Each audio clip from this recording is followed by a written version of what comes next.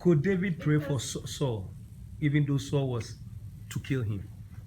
So if you look how at the do we prayer approach David that? prayed when Saul died, because Saul really loved David. I mean, David really loved Saul.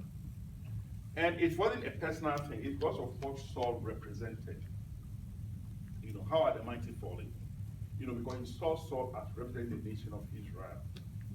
So he loved him. So David could pray for him because he saw him as somebody who was, you know. But then when you come to some of the Philistines, he prayed some very dangerous prayers against them. You know, because they were out to destroy him. You see, I want us to understand this very well. There is a difference. You see, God says you should not bear your enemies a grudge. You should pray for those who, and so on and so forth. But the same Jesus told us that we should not cast our pearl before swine. The issue is this: don't do it to the point where it destroys you. Are you understanding me? Yes. I pray that my enemies will find Christ, but I'll not give them my money.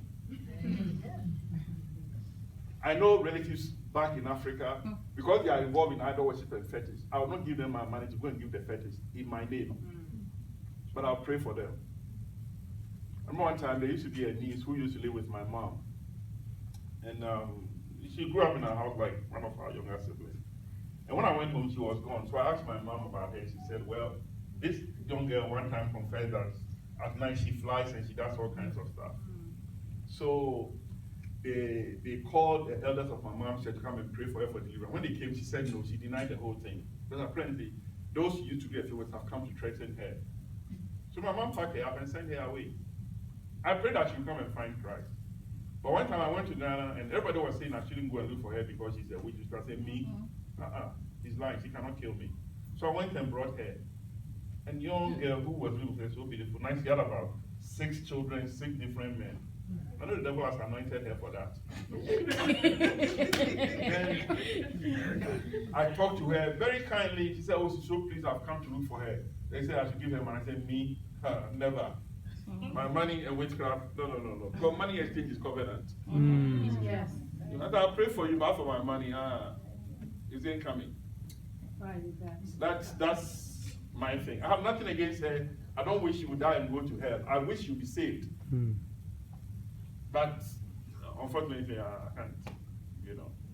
So we have to know what it's about. Even in the worldly sense, they call it enabling. Like, you know, somebody is on drugs and keep giving them money to go and buy drugs. You know, really, I feel like if God has given you money, you are wasting it. So I don't hate the person. I'll pray for them, but I don't give them money to buy drugs. If they tell me they are truly hungry, I'll tell them I'll buy them food.